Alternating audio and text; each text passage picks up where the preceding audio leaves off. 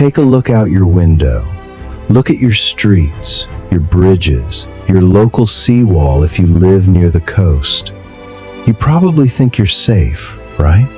You probably think the people in charge built things to last, that the concrete holding back the ocean is going to protect your family when nature decides to absolutely lose its mind. Spoiler alert, you are not safe. And everything you think you know about coastal defense is a straight-up lie.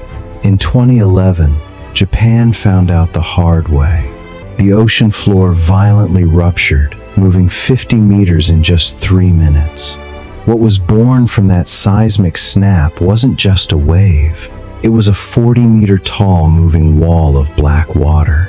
It crossed to Japan in 30 minutes. Imagine you're sitting at home, scrolling on your phone, and a 13-story building made of furious, debris-filled ocean is moving toward you at highway speeds. 90% of Japan's seawalls, infrastructure they thought was top tier, got absolutely smoked. The world's largest breakwater, a $1.6 billion flex of engineering, wiped off the map in seconds. But out of that absolute nightmare, Japan did something low-key insane. They quietly built a structure so massive, so technologically advanced, that it makes the Great Wall of China look like a backyard fence. This is a 400-kilometer mega wall.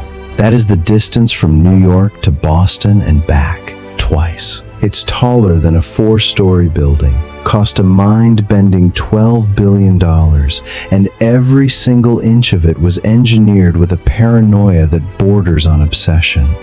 Today, we are going deep into the belly of this beast, because how they built this, the insane bidding wars to get it done, the literal minting of rare, one-of-one concrete monoliths, and the hidden traps designed to fight the ocean will blow your mind.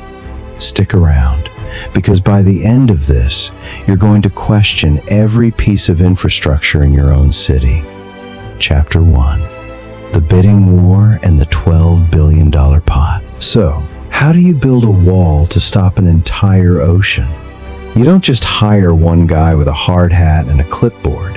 You need an army. But here is where the greed and the high-stakes games begin. When the Japanese government greenlit this $12 billion bankroll, it triggered one of the most cutthroat infrastructure auctions in modern history. We aren't talking about bidding on storage units. We are talking about 440 separate engineering teams fighting for government contracts. This was a brutal, winner-takes-all auction process. Why 440 teams? Because the coastline changes every single kilometer. A cookie-cutter wall would fail instantly. So, these contractors bid for their specific slices of the pie. But there was a catch. A zero-tolerance policy that would make any CEO sweat. If even one of these 440 contractors went bankrupt or fell behind schedule mid-build, a gap would open in the wall. And a gap in a seawall is basically a death trap for the entire region. Get that beam secured now! Move it! We're already behind schedule! And watch the welding over there! The pressure was astronomical. You bid, you win the auction, and you are on the hook to deliver absolute perfection. One mistake, one bad batch of concrete, and you aren't just losing money. You're losing lives. Chapter 2. The Underground Secret. Here's the wildest plot twist about this 400-kilometer flex. You can barely see it. Yeah, 14 meters of this bad boy sticks out above the ground, blocking the ocean view for thousands of residents. A heavy psychological price to pay, but the real heavy-hitting engineering is totally invisible. Most of this wall is buried deep underground. Why? Because in 2011, the old walls didn't break from the front. The water topped them, spilled over the back, and the backwash, the vacuum of the water sucking back into the ocean, scoured the foundations right out from underneath them. The walls literally had their legs swept out. To stop that, engineers had to get their hands dirty 25 meters below sea level in the active surf zone. Divers were down in pitch black, freezing water, blindly guiding 5-ton boulders into place, trusting only sonar data because they couldn't see past their own masks. Depending on where they were dealing with soft clay, dense sand, or hard rock. In the clay zones, the ground was so sketchy and soft it couldn't even hold a bulldozer. They had to lay massive steel road plates just to float the heavy machinery over the mud. Imagine the anxiety of operating a multi-ton excavator that's constantly trying to sink into the earth. And then they laid down the geotextile membrane. Think of it like an ultra-high-tech filter that stops fine soil from washing away while letting water through.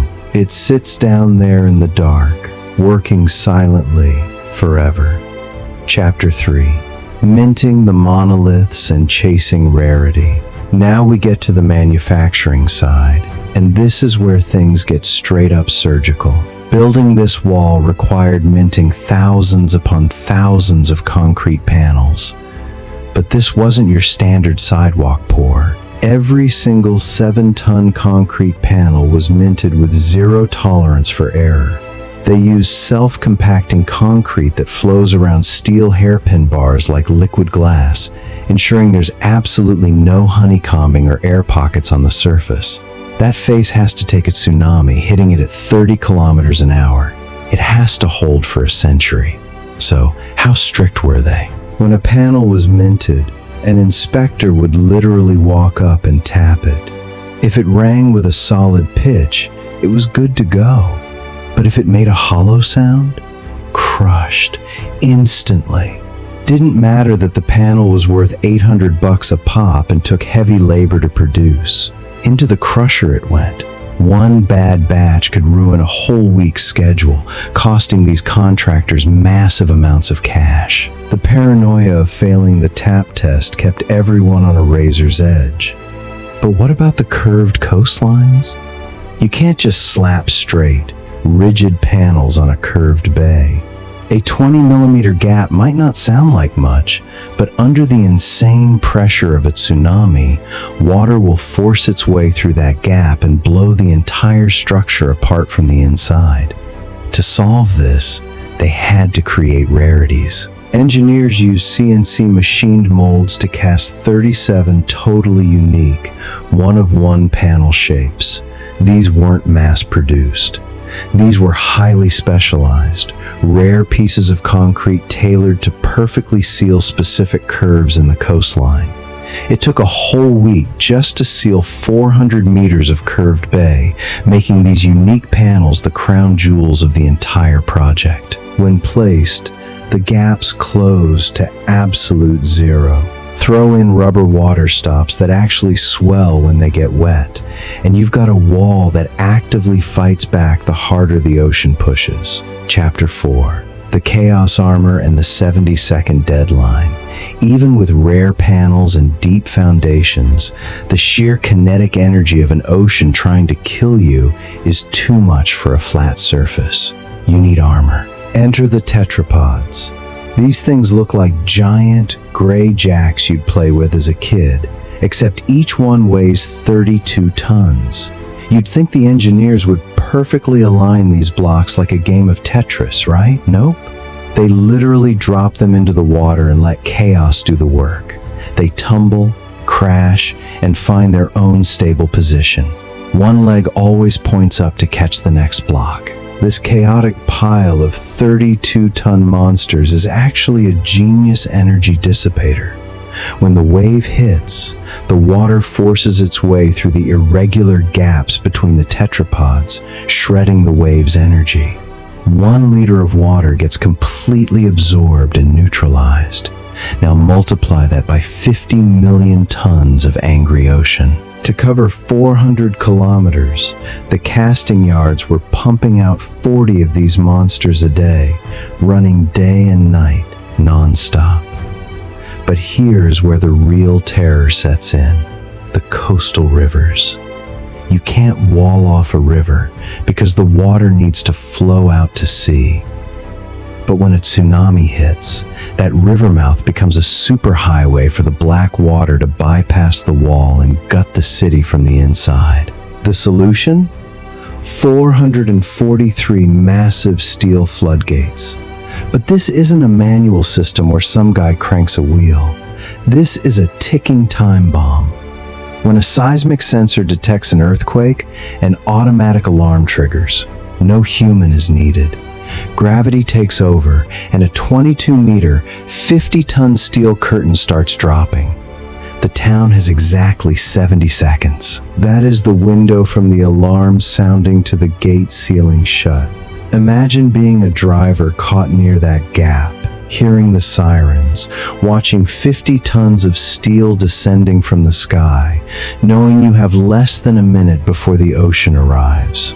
It is pure, unadulterated suspense. And the engineering tolerance on these gates is terrifying. We are talking 15 millimeters of clearance. During testing, they found a 2-millimeter gap in one of the 14 seals. Under tsunami pressure, that 2-millimeter leak would tear into a 20-millimeter rupture, and the gate would fail. The engineers had to grind the steel down by hand for 3 hours just to fix that 2-millimeter flaw. 3 hours of grinding steel to save an entire town. Chapter 5.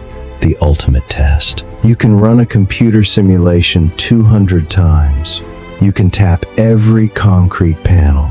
You can drop all the tetrapods you want. But nature always demands a live audit. After years of relentless construction, shattered schedules, high-stakes auctions, and billions of dollars, the wall stood complete. 400 kilometers long, a unified dragon of steel, clay, and rare concrete hugging the Japanese coastline. Then it happened. A 7.4 magnitude earthquake struck. Deep inside the command center, the screens lit up. Across the coast, all 443 gates simultaneously triggered, dropping their 50-ton curtains. The sirens howled. The sensors embedded deep inside the wall's concrete flesh started feeding data back to the engineers. This was the moment of truth. If the geotextiles failed, if the backwash scoured the Z-sheet piles, if the custom rare panels cracked, billions of dollars and thousands of lives would be washed away all over again. The wave hit. The tetrapods absorbed the impact. The crown wall threw the overtopping water back out to sea. The gates held their 15-millimeter clearances. When the water finally receded and the inspectors went out, what did they find? 0 cracks, 0 shifted tetrapods. Absolute, flawless victory against the ocean. Across 400 kilometers of sandy, shifting coastal ground, the wall had only settled a maximum of 14 millimeters over 2 years. An absolute masterclass in engineering. Conclusion: the illusion of control. Today, this $12 billion megastructure is a part of daily life. The emergency evacuation routes, perfectly calculated using crowd, flow science, act as massive staircases.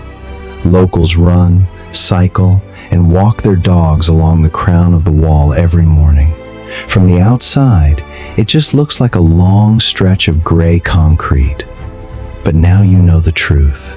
You know about the cutthroat bidding wars, the rare, one-of-one minted panels. The 50 tons of steel hovering over the rivers, waiting to drop in 70 seconds. Japan didn't just build a wall. They built a massive, smart, breathing machine designed to outsmart the apocalypse. But it leaves you with a chilling thought. Japan had the bankroll, the trauma, and the sheer willpower to drop $12 billion on this zero-tolerance masterpiece. Look back out your window. Look at your local infrastructure. Do you think the people who built your city cared about a 2-millimeter gap? Do you think they used 98% Proctor density compaction? Next time it storms and the water starts rising, just ask yourself, what is standing between you and the ocean? If this deep dive made you look at the world a little differently, hit that like button, subscribe, and drop a comment below. Would you feel safe living behind a 4-story wall? Or would it just remind you of the danger lurking on the other side? Stay safe out there. See you in the next one.